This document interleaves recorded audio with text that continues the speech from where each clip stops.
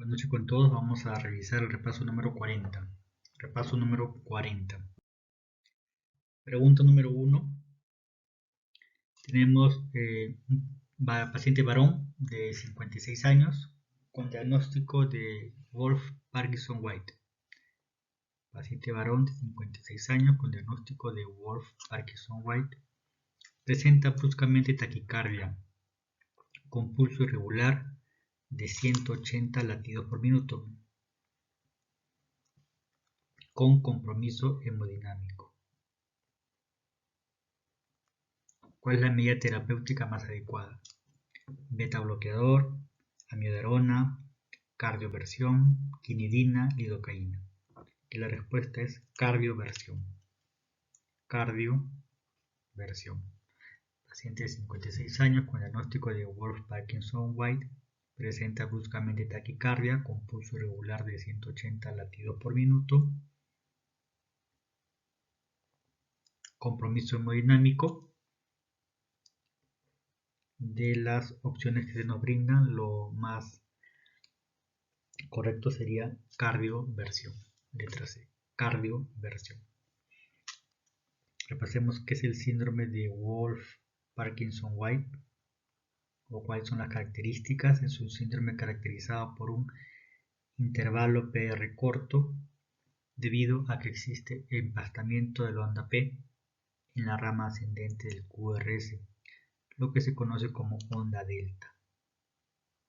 Onda delta, y también hay una onda T invertida. Onda T invertida. Características del síndrome de Wolff-Parkinson-White. Entonces veamos acá un intervalo PR corto. Acá intervalo PR corto. Tenemos onda delta. Onda delta y onda T invertida.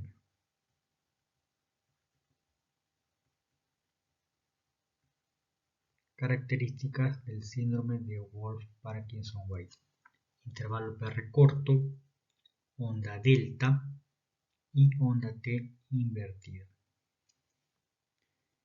Acá, intervalo PR corto y la presencia de onda delta. Pregunta número 2. El shock hipovolémico se produce cuando el shock hipovolémico se produce cuando la pérdida de la volemia llega a un minuto de 30%. Respuesta 30%, clave C. Pregunta número 3. Pregunta número 3.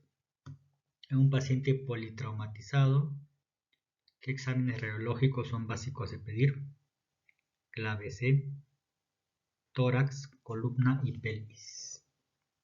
Los protocolos radiológicos para la evaluación inicial de un paciente politraumatizado incluyen tradicionalmente radiografía de tórax, columna cervical y pelvis. Respuesta: tórax, columna cervical y pelvis. Tórax, columna cervical y pelvis. Pregunta número 4. Paciente con traumatismo torácico. Presenta signos de shock y disminución del murmullo vesicular en el lado izquierdo del tórax. Mencione el primer paso a seguir. Colocar tubo de tórax más sello de agua. Clave A. Colocar tubo de tórax más sello de agua. Nos presenta el caso de un hemotórax masivo. El tratamiento es colocar un drenaje de tórax, restituir volumen y evaluar si será una toracotomía de emergencia. ¿Cuándo hacerlo? cuando haya más de 1500 centímetros cúbicos de sangrado.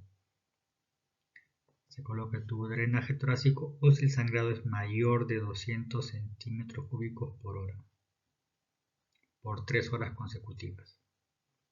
Más de 1500 centímetros cúbicos de sangrado o cuando el sangrado es mayor de 200 centímetros cúbicos por hora por 3 horas consecutivas. Pregunta 5. Complicación postoperatoria que se presenta después de los 4 o 5 días. Complicación postoperatoria que se presenta después de 4 o 5 días, infección del sitio operatorio clave B. Infección del sitio operatorio con los 4 o 5 días. Pregunta número 6. ¿Cuál es la localización más frecuente de los divertículos a nivel del colon sigmoides? A nivel del colon sigmoides. Los divertículos se ubican más frecuentemente a nivel de sigmoides.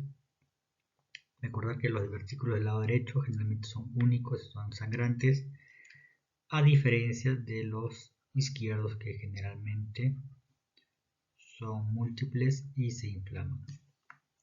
Los divertículos ubicados a nivel izquierdo generalmente son múltiples, como se ve en la imagen, y se inflaman. Se ven acá.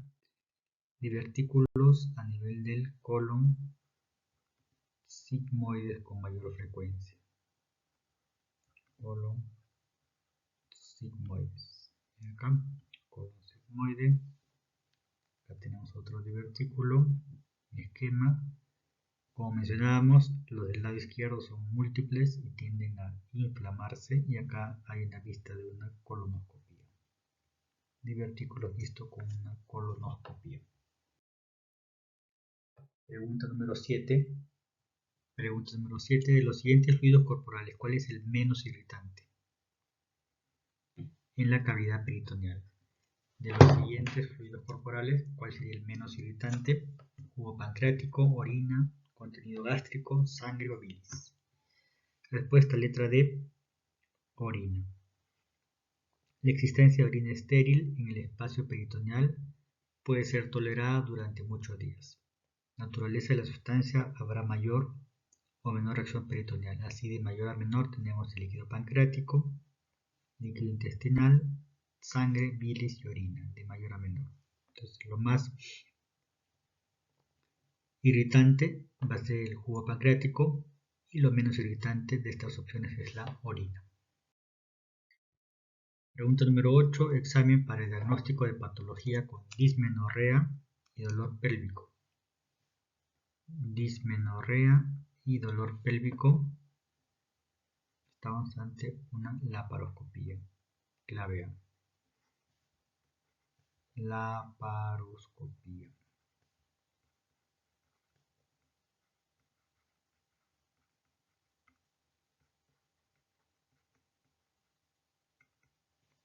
La dismenorrea puede ser primaria o secundaria. No olvidar que la causa principal para toda paciente con dismenorrea secundaria es la endometriosis. Endometriosis. Los síntomas más frecuentes de la endometriosis son dismenorrea, dispareunia, disquesia, dolor pélvico crónico y hemorragia uterina normal. El gold estándar en el diagnóstico es la laparoscopía. Laparoscopía.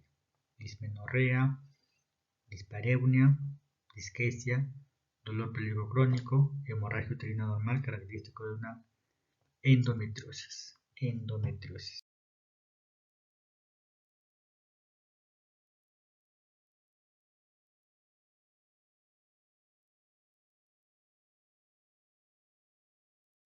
Pregunta 9. Gestante de 37 semanas a la que se le practica monitorización fetal no estresante con el siguiente resultado. Frecuencia cardíaca fetal 135, frecuencia ondulatoria baja, dato importante, ondulatoria baja, movimientos fetales escasos, menos de 5 en 20 minutos, y no ascensos de la frecuencia cardíaca fetal. ¿Qué actitud tomaría? Cesárea urgente, respuesta letra A. cesárea urgente. El patrón ondulatorio bajo, ven acá, es típico de un patrón sinusoidal, el cual se refiere a un patrón fetal categoría 3. Tenemos acá las tres categorías. Categoría 1, un feto reactivo de buena variabilidad, no hay desaceleraciones. Categoría 2, un feto no reactivo, variabilidad disminuida, desaceleraciones en menos del 50% del trazado. Y la pregunta, categoría 3, desaceleraciones en más del 50% del trazado, patrón sinusoidal y bradicardia fetal. Con respecto a la conducta para cada categoría, en el caso de la categoría 3 que estamos viendo, desaceleraciones en más del 50%, patrón sinusoidal. Vean categoría 3, respuesta cesárea de emergencia. Para la categoría 1, manejo ambulatorio o auscultación intermitente. Categoría 2, monitoreo fetal permanente. Acá la respuesta para la categoría número 3 con patrón sinusoidal. Respuesta cesárea de emergencia. Cesárea de emergencia. Pregunta 10. Paciente mujer asintomática, a cuyo control tiene un antecedente de HIV positivo. Se hace un PAP y evidencia una lesión intraepitelial de bajo grado. Señale la conducta más adecuada. Respuesta letra A, citología en un año. Citología en un año. Cuando se tiene una paciente HIV positivo, se debe realizar el PAP en 2 oportunidades durante el primer año de realizar el diagnóstico. En el caso clínico no se especifica que la paciente haya sido diagnosticada recientemente de HIV. Si el PAP evidencia una lesión intraepitelial de bajo grado, se pueden realizar 2 manejos. Un manejo agresivo, solicitar tipificación y colposcopía, o un manejo conservador, repetir la citología a los 6 meses o al año. Es recomendable utilizar el manejo agresivo, sin embargo, esto no aparece dentro de las alternativas.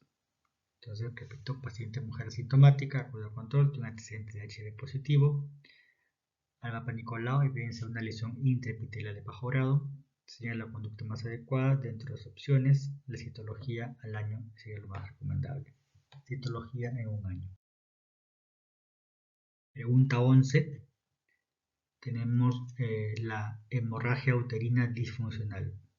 Con respecto a la hemorragia uterina disfuncional, marque lo verdadero. Es más frecuente en los extremos de la vida, púberes y perimenopáusicas, debido principalmente a los ciclos anovulatorios. Hemorragia uterina disfuncional es más frecuente en los extremos de la vida, púberes y perimenopáusicas, debido principalmente a los ciclos anovulatorios. La hemorragia uterina disfuncional es predominantemente anovulatoria, así como también se presenta en los extremos de la edad reproductiva. Extremos de la edad reproductiva, es decir, en adolescentes y en perimenopáusicas. Adolescentes y perimenopáusicas. Pregunta 12. ¿Cuál es el tipo de pelvis que genera mayor cantidad de distocias mixtas? ¿Cuál es el tipo de pelvis que genera mayor cantidad de distocias mixtas? Según la clasificación de Cadwell y Molloy, la pelvis ginecoide y antropoide son las únicas en las cuales se les puede considerar un parto vaginal sin complicaciones. Y la antropoide con la platipeloide son las que generan mayor cantidad de distocias. Sin embargo, en la realidad los tipos de pelvis más frecuentes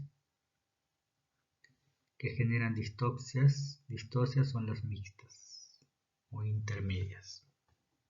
Clave. Pregunta 13. ¿Cuál es el tipo de agente etiológico más frecuente en una miocarditis infecciosa aguda en adultos? ¿Cuál es el tipo de agente etiológico más frecuente en una miocarditis infecciosa en adultos? Respuesta: virus, clave D.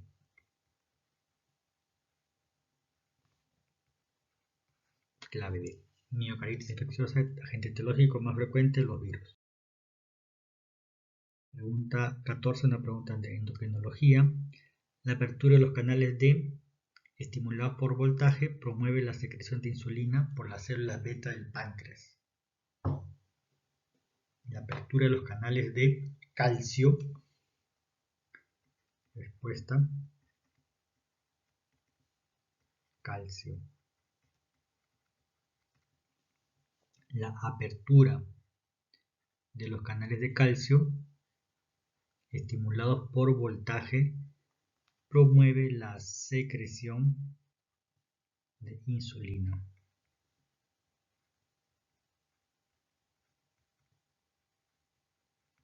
por las células beta. Respuesta: clave D, calcio. Pregunta 15. ¿Es una función de las hormonas tiroideas? Respuesta: letra E, incrementar la acción de la bomba sodio-potasio ATPase.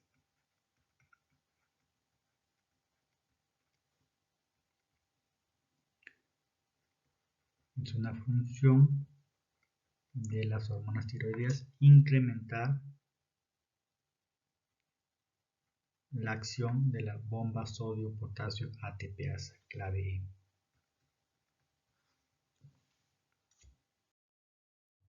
Pregunta 16. Una mujer de 30 años se lleva al departamento de emergencia debido a un historial de confusión y dificultad para respirar de 2 horas. Confusión y dificultad para respirar de 2 horas. Ha tenido fiebre, dolor de cabeza, náuseas y vómitos durante los últimos 2 días. La historia clínica no es contributiva y no toma medicamentos. No tiene antecedentes de viajes recientes y ha estado restringiendo sus actividades al aire debido a la pandemia en curso. Su último periodo menstrual comenzó 4 días atrás. Parece letárgica, temperatura 39.5, pulso de 124, respiraciones 33 por minuto y la presión arterial es de 92,54 milímetros de mercurio. La oximetría de pulso en área ambiente muestra una saturación de oxígeno del 86%. El examen muestra conjuntivitis no purulenta, hiperemia orofaringia y un exantema macular eritematoso que palidece y afecta las palmas de manos, planta de pies y la parte interna de muslos. El examen pulmonar muestra crepitantes difusos bilateralmente. El cuello es flexible. El resto del examen no muestra anomalía. ¿Cuál de las siguientes es la causa más probable de los síntomas de esta paciente? Producción de toxina eritrogénica estreptocócica, infección por Rickettsia, reacción de hipersensibilidad retardada, liberación de exotoxinas estafilocócicas, infección meningocócica diseminada. Respuesta: clave B, liberación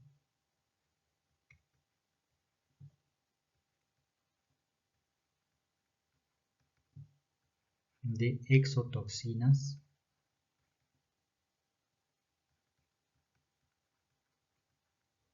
estafilocócicas.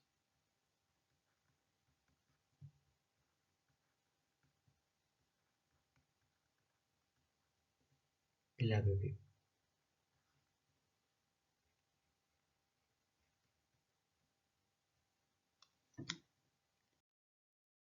La liberación de exotoxinas producida por Staphylococcus aureus causa el síndrome de shock tóxico estafilocócico. Síndrome de shock tóxico estafilocócico, que se caracteriza por un pródromo de síntomas similares a los de la gripe, fiebre, dolor de cabeza, náuseas, vómitos. Una erupción macular eritematosa que afecta palmas, plantas y la parte interna de los muslos, e inflamación de mucosas. por ejemplo, conjuntivitis purulenta, hiperemia orofaringea. Los pacientes pueden desarrollar aún más signos de shock, como por ejemplo hipotensión, taquicardia, estado mental alterado, y o disfunción de un órgano terminal, hipoxemia, crepitaciones bilaterales, todos los cuales se ven en el caso clínico descrito. Aproximadamente la mitad de los casos de síndrome de shock tóxico estafilocócico son causados por el uso prolongado de tampones durante varios días, lo que crea un caldo de cultivo ideal para la colonización vaginal y la posterior formación de toxinas. Otras causas incluyen taponamiento nasal e infección de heridas postquirúrgicas o por quemaduras. Los pacientes con síndrome de shock tóxico estafilocócico requieren tratamiento de la causa subyacente. Ejemplo, extracción del cuerpo extraño, debridamiento de la herida, reanimación hemodinámica y terapia con antibióticos. Por ello, la respuesta correcta es liberación de exotoxinas estafilocócicas. Y la última pregunta, pregunta 17.